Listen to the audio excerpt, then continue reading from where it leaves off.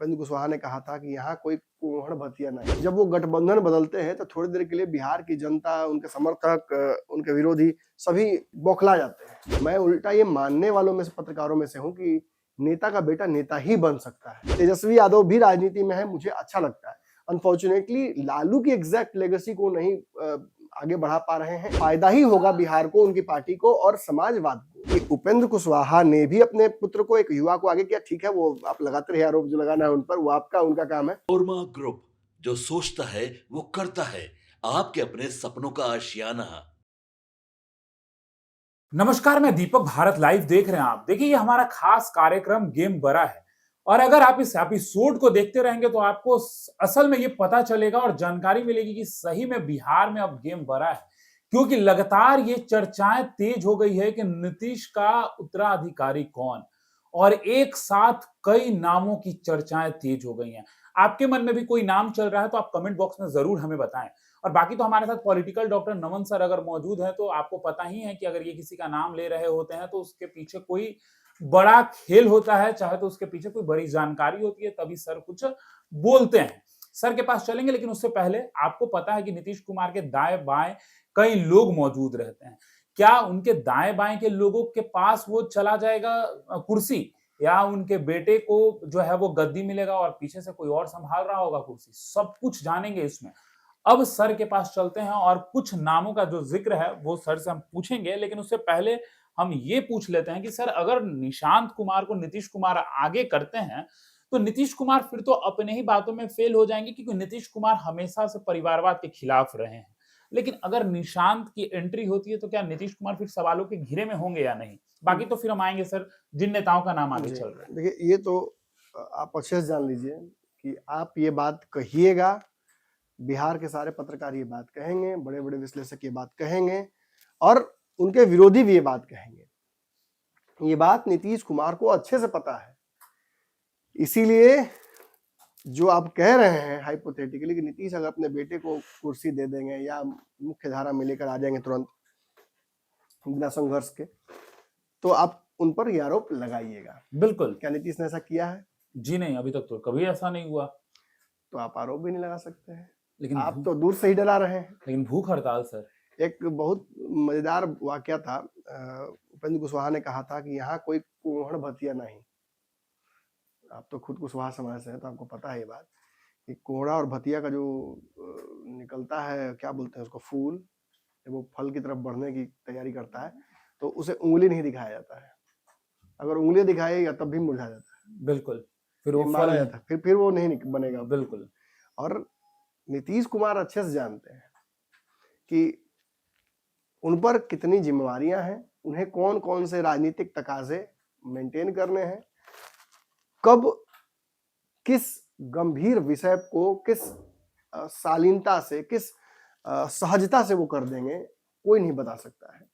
जब वो गठबंधन बदलते हैं तो थोड़ी देर के लिए बिहार की जनता, उनके समर्थक, उनके विरोधी सभी बौखला जाते हैं, लेकिन अंततः उनके फैसलों का साइंस जी खुद आने वाले समय में समझ में आ जाता है। आज नीतीश कुमार के लिए या उनके सरीखे किसी भी नेता के लिए ये वक्त की नजाकत और ये डिमांड है कि वो अपनी अगली पीढ़ी को राजनीति में ले आए। हम फिर बोल देते हैं ये बात कि तेजस्वी यादव के राजनीति में आ जाने से एक पत्रकार के तौर पर मुझे कोई दिक्कत नहीं है। मैं उल्टा ये मानने वालों में से, पत्रकारों में से हूं कि नेता का बेटा नेता ही बन सकता है। ज्यादा उचित है कि वो नेता बने। क्यों? क्योंकि बचपन से ही उसे ये राजनीति दिन भर थाली में परोसकर चाहे अनचाहे खिलाई जाती है। जैसे कैसे आप छोटा होंगे, नहीं खाना चाहते होंगे ब्रोकली, तो नहीं खाना चाहते होंगे गोभी, टमाटर, खिलाती होगी ना माँ? बिल्कुल। ये चाहे अनचाहे आपको खाना ही है। और जब इतना कुछ बचपन से सीख रहे हैं तो क्यों नहीं उसे राजनीति में और जनहित में उपयोग करें। चिराग पासवान के राजनीति में आना, उन्हें अपने आप को साबित करना मुझे बहुत अच्छा लगता है। तेजस्वी यादव भी राजनीति में है, मुझे अच्छा लगता है। अनफॉर्चुनेटली लालू की एग्जैक्ट लेगेसी को नहीं आगे बढ़ा पा रहे हैं, इस बात पे थोड़ा सा मुझे बुरा लगता है। बहुत बदल गया राजनीति लालू यादव के समय से तेजस्वी यादव के बीच में, और उसमें मैं डिटेल में नहीं जाऊंगा। लेकिन अगर लालू की राजनीति को थोड़ा सा भी अगर इम्प्लीमेंटेशन सेम फॉर्म में वो किए होते टू मच एक्सपेरिमेंट्स हो रहा है। मतलब मुझे लगता है कि हर चुनाव में एक नया एक्सपेरिमेंट राजद को डैमेज कर रहा है। आप लालू यादव की राजनीतिक शैली से चलते तो लालू यादव ने पूरे राजनीतिक जो उनकी बिहार के मुख्यमंत्री बनने के बाद जो करियर रहा उसमें एक ही चुनाव हारे वो, और उसके बाद बिहार के मुख्यमंत्री के पद से वो और उनका परिवार पावर से हट गया ना। लेकिन उससे पहले तो लगातार जीत रहे थे ना, लगातार जी। तेजस्वी यादव लगातार हार रहे हैं और एक अदद जीत का इंतजार कर रहे हैं, तो डिफरेंस है ना दोनों की राजनीति में। बिल्कुल। अब चलिए, उनके पास एक स्टेबल फॉर्मूला था, इनके पास कोई स्टेबल फॉर्मूला नहीं है। मैं बार बार कहता हूं कि एमवाई जो कहते हैं अब ये केवल मृग मरीचिका रह चुका है। यादव, सुरेंद्र यादव खुद ही कह रहे टूट गए हैं। मुसलमान एग्जाम्पल है, पिछले 2 चुनावों में ओवैसी जिस तरह से जीत के आए सीमांचल के इलाके में, मतलब कंफर्म है राहुल गांधी और पूरे विपक्ष के लोग वहां पर यात्रा करके आए थे, तब भी वहां पर सीट नहीं जीत पाए। इसका मतलब ओवैसी ने बिहार में बड़ा हस्तक्षेप कर लिया है। मुसलमान अब राहुल गांधी तेजस्वी यादव से ऊपर देखना खुद को स्थापित कर रहे हैं ओवैसी बिहार में, कर चुके हैं, कर चुके हैं जी। अब आगे बढ़ते हैं।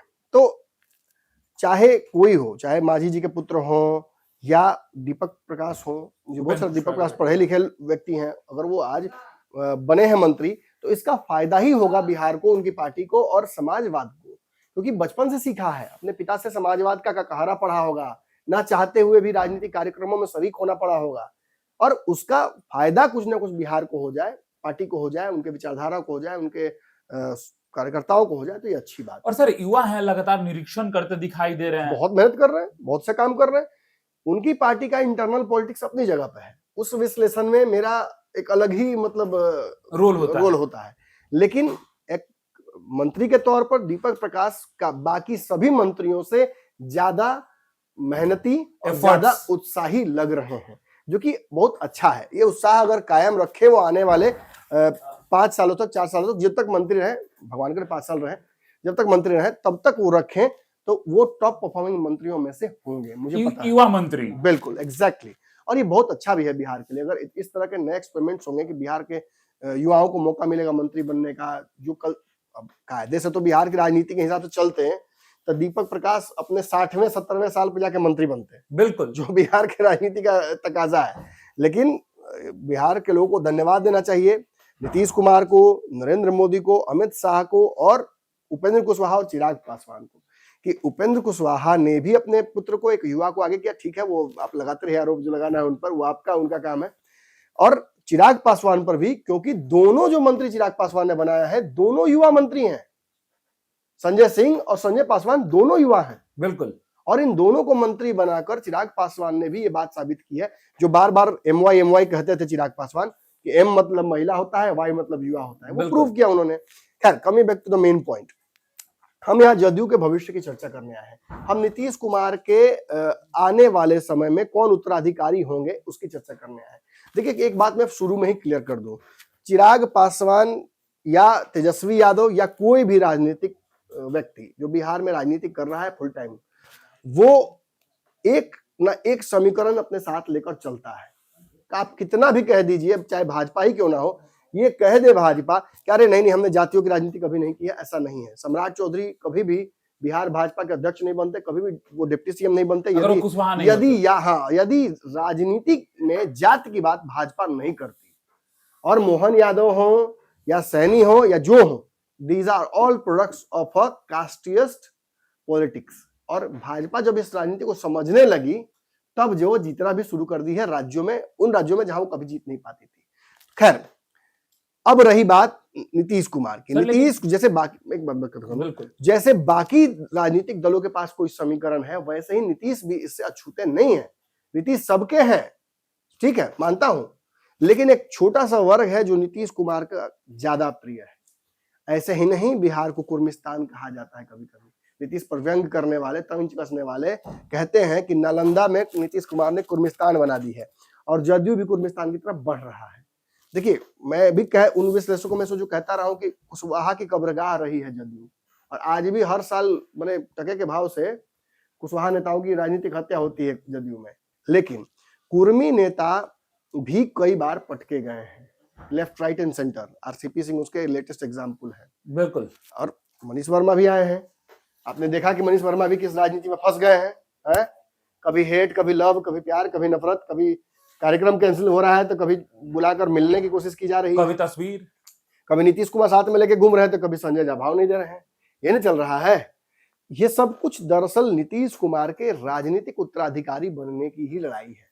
नीतीश कुमार के राजनीतिक उत्तराधिकारी बनने में सबसे बड़ी बाधा जो आती है किसी भी व्यक्ति को जो उनके आसपास है, वो है जातीय समीकरण। नीतीश कुमार की पार्टी पिछड़ों की पार्टी है। नीतीश कुमार की पार्टी समाजवादी विचारधारा की पार्टी है, एक सेकुलर पार्टी है जो गठबंधन तो भाजपा से या राजद से कर लेती है, लेकिन अपनी विचारधारा पर इंटैक्ट रहती है। नीतीश कुमार क्या भाजपा के साथ सरकार बना लेते हैं तो क्या मुसलमानों के लिए हितकारी योजनाएं बंद हो जाती हैं? क्या बिल्कुल नहीं चलती, बढ़ जाती हैं। बिल्कुल। इनफैक्ट भाजपा के राजनीतिक मतलब एंगल्स के अगेंस्ट भी जाकर नीतीश कुमार ने फैसले लिए हैं और भाजपा को मानना पड़ा है। बिल्कुल। तो नीतीश कुमार का जो सबसे बड़ा अगर कोई ताकत है तो वो लवकुश समीकरण है। मैंने कहा कि पूरे देश में ओबीसी की सबसे बड़ी जनसंख्या है हिंदुओं में। एक तो देखिए लोग कहते हैं कि हिंदू सबसे ज्यादा है, नहीं, मैं मानता हूं कि सबसे ज्यादा देश में अगर कोई जनसंख्या है तो वो है ओबीसी की, पटेल, यादव, जाटव। ये बड़ी जनसंख्या जो नीतीश कुमार को अपना बड़ा नेता मानती है। लालू यादव के गिरने, मायावती के लड़खड़ाने और मुलायम के समाप्त हो जाने की वजह से एक बहुत बड़ा खाली स्पेस बचा है। इस खाली स्पेस को नीतीश ने ही भरा है और जब जब नीतीश भाजपा के खिलाफ जाते हैं तब तो भाजपा डर जाती है। इसका कारण ही यही है कि इस देश में 70% से अधिक जनसंख्या ओबीसी की है। गुजरात के पटेल हो या पोरबंदर के कुर्मी, हर जगह पे हैं। कुर्मी कन्याकुमारी तक जाइएगा आपको पटेल समाज के लोग मिल जाएंगे। और ये क्या साबित करता है? ये साबित करता है कि इस जनसंख्या को प्रतिनिधित्व मिल जाए तो ये देश भर में सत्ता परिवर्तित कर सकता है। लेकिन क्योंकि हिंदुओं की एक बड़ी जनसंख्या का ये नेतृत्व करता है और अपने आप को प्योर हिंदू मानता है, सनातनी मानता है, इसमें से जरूर कुछ लोग इधर उधर हो जाते हैं और कुछ बौद्ध धर्म को मानने लगते हैं, लेकिन ओवरऑल आज भी 90% लोग हिंदुत्व से जुड़े हुए हैं और सोल बेरर्स हैं, बाकायदा मैं कहूंगा। बिल्कुल। इस वजह से भाजपा की दाल इनके पास भी आके गल जाती है। लेकिन नीतीश कुमार की पार्टी तो एक्सक्लूसिवली, ये पार्टी शुरू से ही इसी विचारधारा पर, इसी कह सकता है जमीन पर तैयार की गई है। मैं मानता हूं कि नीतीश कुमार ने सभी जातियों को अपने आसपास जगह दी है, सभी जाति के नेताओं को मौका मिला है, लेकिन आज भी अंदर का जब तो मैंने मकान तोड़कर उसका नींव खोजिएगा तो वहां कुर्मी कुशवाहाओं का दधीची की तरह अपना हड्डी गलाया हुआ मिलेगा आपको, कई बड़े बड़े नेताओं का। मतलब नाम क्या ले, मतलब इतने हैं कि कुछ मत कहिए। आज भी गांव में जाकर किसी कार्यकर्ता को देखिएगा जो चश्मा का पावर लास्ट पे होगा, उसका अब अंतिम पावर होगा, इसके बाद कोई पावर नहीं है, इसका डायरेक्ट ऑपरेशन या ऊपर, वो भी पटेल या कुर्मी या कुशवाहा समाज का ही होगा और नीतीश की विचारधारा से इतना ओतप्रोत होगा कि उसके अंदर नीतीश को लेकर गर्व की भावना होती है। लेकिन कि हमारे नेता हैं। हाँ, अब उसकी तीसरी पीढ़ी जो होगी वो अपने भविष्य को लेकर, पार्टी के भविष्य को लेकर, जदयू को लेकर, नीतीश के बाद की राजनीति को लेकर डरा हुआ है। नीतीश के बाद कौन, क्या होगा? अंधकार दिख रहा है दूर दूर तक। निशांत को लाने की जो प्रक्रिया है वो बहुत धीरे में है, धीरे धीरे सब कुछ हो रहा है। 2 चुनाव बीत गए, निशांत का लॉन्चिंग नहीं हुआ अभी तक। नीतीश ऑब्वियसली एक प्रक्रिया के तहत ही काम करेंगे। नीतीश अपने बेटे को उठाकर उपेंद्र कुशवाहा की तरह नहीं अगले दिन बना देंगे मंत्री, ये संभव नहीं है। बिल्कुल, इसकी एक प्रक्रिया है, उस प्रक्रिया में बहुत बड़ा एक कह सकता है रोड मैप है जिसको धीरे धीरे धीरे करके फॉलो करने की कोशिश कर रहे हैं। लेकिन चलिए आगे बढ़ते हैं। इस कड़ी में कौन कौन से दावेदार हैं? बिल्कुल कई नाम है हमारे पास। दावेदारों के जानने से पहले ये बात बोल दूं ताकि विश्लेषण और आसान हो जाए और जल्द हो जाए खत्म। नीतीश कुमार का उत्तराधिकारी कभी भी कुर्मी कुशवाहा राजनीतिक जाति से अलग नहीं हो सकता है, ये लिखकर कहीं रख लीजिए। असंभव है। इस पार्टी में बाहर से किसी अनमैच्ड किडनी की तरह किडनी लगा देने से बिना टेस्ट किए हुए पेशेंट भी मरेगा, जिसका निकाले उसके भी मरने के चांसेस ज्यादा होंगे। अनवांटेड नहीं आएंगे। बिल्कुल। कैसे? Foreign agent. हाँ, फॉरेन एजेंट्स नहीं चलेंगे। फॉरेन एजेंट्स चाहे वो भले नीतीश कुमार साथ बरसों बिताया हो, फिर भी नहीं चलेंगे। बॉडी रिजेक्ट कर देगा। ललन सिंह रिजेक्टेड। कैसे रिजेक्टेड? जाति से कहीं से भी फिट नहीं बैठे। विचारधारा तो खूब दिखाई, समाजवाद विचारधारा को पोषित करते करते जाके जाके जाके केंद्र तक लड़ा है, संसद में जाके मोदी जी को, अमित शाह को बोला है और हंदे है, लेकिन फिर भी राष्ट्रीय अध्यक्ष की कुर्सी गवाई। उसके बाद किसको बनाया? संजय झा को राष्ट्रीय अध्यक्ष बनाने की बात हुई। नीतीश कुमार चाहते थे कि उनको राष्ट्रीय अध्यक्ष बना दें, लेकिन क्या हुआ? बना देंगे तो कुर्मी कुशवाहा कहीं भाग के राजद में चल जाए कि हम जा रहे हैं समाजवादी के पास। बिल्कुल, आपने तो सवर्ण बैठा दिया, वो भी ब्राह्मण। तो क्या किया? कार्यकारी अध्यक्ष बनाया संजय झा को। और आगे बढ़ते जाइए, लिस्ट बहुत लंबी है। प्रशांत किशोर आए थे, नीतीश कुमार के मुंह से कहा गया कि उत्तराधिकारी हैं हमारे। क्या हुआ? रिजेक्टेड। क्यों? जातीय समीकरण में फिट नहीं सेम बैठते नहीं थे, है। फिर वो भी ब्राह्मण थे। अशोक चौधरी बिहार में अध्यक्ष बनाने की तैयारी चल गई। अशोक चौधरी भी रेडी कि हम तो कांग्रेस के प्रदेश अध्यक्ष रहे हैं, अच्छा रिजल्ट दिया था, बना दिया जाए। लेटर निकला हुआ, कैंसिल कराया गया अंदर। कैसे हुआ? लोग पहुंचे नीतीश कुमार के पास, ये अनर्थ मत कीजिए, कुर्मी कुशवाहा का किडनी चाहिए, आप अगर दलित भी उठा के डालिएगा तो नहीं चलेगा। बिल्कुल, इसमें वही चाहिए। कोई कारण है कि ये पार्टी शरद यादव के पास थी, जॉर्ज फर्नांडिस के पास थी और नीतीश के पास ही गई। कोई कारण है। और नीतीश एक क्षुद्र राजकीय, कोई कारण है। इसके पीछे बिहार में बड़ा ओबीसी समाज, खासतौर पे नॉन यादव ओबीसी समाज, तो नीतीश कुमार के पीछे एकदम खड़ा है। और ऐसे में मैं शुरू में ही इस मिशन को थोड़ा सा छोटा कर दूं बोलते हुए, पहला किसका कट गया? ललन सिंह। दूसरा किसका कट गया? Sanjay Jha. Sanjay Jha can not be a full time torch bearer of Nitish Kumar politics. वो उनके उत्तराधिकारी नहीं हो सकते, वो उनके सेनापति हो सकते हैं, वो उनके सलाहकार हो सकते हैं, वो उनके वजीर हो सकते हैं। He can never be the next in line. Next in line वो नहीं हो सकते हैं। He can not be the prince regent. और वो प्रिंस रेजेंट कौन हो सकता है? मनीष वर्मा हो सकते हैं, आरसीपी सिंह आ गए तो वो हो सकते हैं, निशांत हो सकते हैं जी। हाँ, मैं थोड़ा जल्दी कर रहा हूँ, एक करके नहीं कर रहा हूँ। संजय झा नहीं हो सकते हैं। संजय झा भाजपा के साथ रिश्ते बनाने वाले एक माध्यम हो सकते हैं। वो फुल टाइम पार्टी के नेता नहीं हो सकते हैं, वो पार्टी के राष्ट्रीय अध्यक्ष फुल टाइम नहीं हो सकते हैं, वो नीतीश कुमार के बाद बिहार के मुख्यमंत्री नहीं हो सकते। बिहार नीतीश कुमार के उत्तराधिकारी का मतलब है नीतीश के बाद कौन कुर्सी पे बैठेगा? दो चौधरी हैं, अशोक चौधरी और बे चौधरी सम्राट पे आएंगे। दो चौधरी हैं, पार्टी की बात पहले कर रहा हूँ। दो चौधरी हैं, दोनों नहीं बन सकते हैं। एक भूमिहार है बे चौधरी और दूसरे दलित हैं, पासी समाज से आते हैं, अशोक चौधरी। इन दोनों को भी नीतीश कुमार करके देख चुके हैं, नहीं संभव है, एकदम पॉसिबल नहीं है। नीतीश कुमार के सक्सेसर ये नहीं हो सकते। करीबियों में एक है, लेकिन है जीवन भर रहे। ललन सिंह भी तो थे, लेकिन कुर्सी नहीं मिल सकती। आरसीपी होते, आरसीपी ने अपनी बहुत बुरी राजनीति करके अपने आप को चौपट कर लिया। उनके जाति से आरसीपी होते तो आज आरसीपी जरूर नेक्स्ट इन लाइन होते। लेकिन फिर मैं कह दूं, आरसीपी का कभी भी मुझे लगता है जदयू में एंट्री होगी, ये पूरी तरह से आरसीपी द्वारा फैलाया हुआ, उनके लोगों द्वारा फैलाया हुआ मुझे लगता है भ्रम है। आरसीपी सिंह के चाहने वाले पार्टी में हैं जी, कुर्मी कुशवाहा पार्टी के लोग हैं जो चाहते हैं, लेकिन उनमें से ज्यादातर लोग ये भी चाहते हैं कि वो नहीं तो मनीष वर्मा बन जाए। और चूंकि मनीष वर्मा साथ हैं, तो मनीष वर्मा पर ज्यादा चांसेस है कि मनीष वर्मा आगे चल के नीतीश कुमार के बाद पार्टी में एक महत्वपूर्ण बड़ा पद नीतीश के समकक्ष वाला निभा सकते हैं। हाँ, ये हो सकता है। हाल ही में आप देखिएगा चुनाव जो हुआ है उसमें भी नीतीश कुमार जहां जहां गए हैं, नीतीश उनका हाथ पकड़ के लेके गए थे। समृद्धि यात्रा में कई जगहों पर नीतीश कुमार उनको साथ लेके गए हैं। ऐसे में एक बड़ा सवाल खड़ा होता है कि अगर पार्टी से कोई होगा नीतीश कुमार का सक्सेसर, तो वो मनीष वर्मा जैसा होगा। आईएएस रहे हैं, नीतीश कुमार के बड़े विश्वसनीय हैं, नीतीश कुमार भरोसा करते हैं उनपे। नीतीश कुमार के जाति वाला एंगल भी है और उस क्षेत्र से भी आते हैं। और मुझे लगता है कि एक बड़ी जिम्मेवारी उनकी है निशांत के ग्रूमिंग में भी। और संजय झा और उनके बीच में पार्टी में भी दो गुट का चल भी रहा है मामला, तो वो नेक्स्ट इन लाइन है। वो देखिए कई बार होता है कि आप पेंसिल निकाल के ऐसे भी लगा लेते हैं, बिल्कुल, लेकिन कई बार होता है कि टूट ही जाता है तो मजबूरी होती है, छिलना पड़ता है, मजबूरी होती है लगाना उसको दोबारा, तो नीचे वाला नींव निकलेगा तो जो अपने आप निकलेगा।